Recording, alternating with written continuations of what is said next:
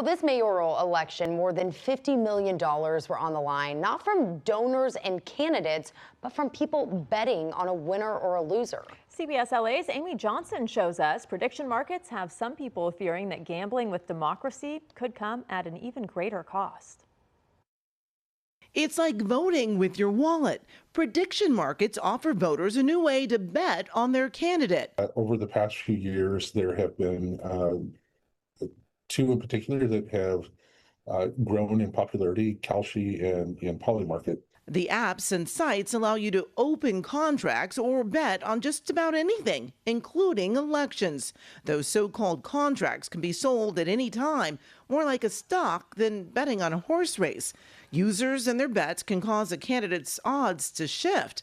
The higher they go or lower they fall, the more attention they may get, leading some experts to wonder how these markets can influence voters. I think there's probably fear of manipulation. There's probably fear that it will affect election outcomes. If they believe that manipulating the market will affect an election outcome, there's a second stage in that process, is that you need to understand how people's perception based upon the price may affect their behavior when it comes to voting. Our interest, our engagement with politics should be over the issues. Political science professor Matt Lessonier with Cal State Long Beach says how voters perceive the strength of a candidate can directly influence how they vote. But it is clear for a less engaged voter, they're constantly looking for these cues as a shorthand so they don't have to study rigorously the candidates and their platforms. Professor Tom Reitz at the University of Iowa has studied and run prediction markets for more than 3 decades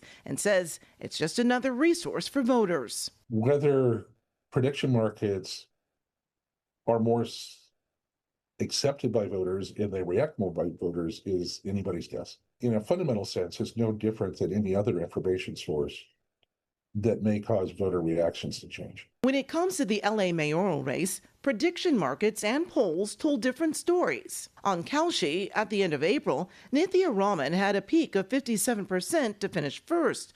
Poll at that time had her at 16%. Around the same time, Karen Bass was as low as 21%, even falling behind both Spencer Pratt and Raman on Kalshi. She was polling at 22%. On May 12th, Pratt saw highs around 32% compared to polls at 22%.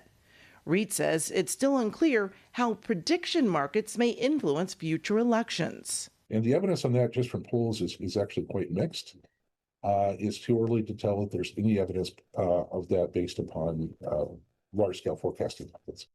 Several prediction market companies have legal action against them across dozens of states, including some filed by Native American tribes right here in California. Amy Johnson, CBS LA.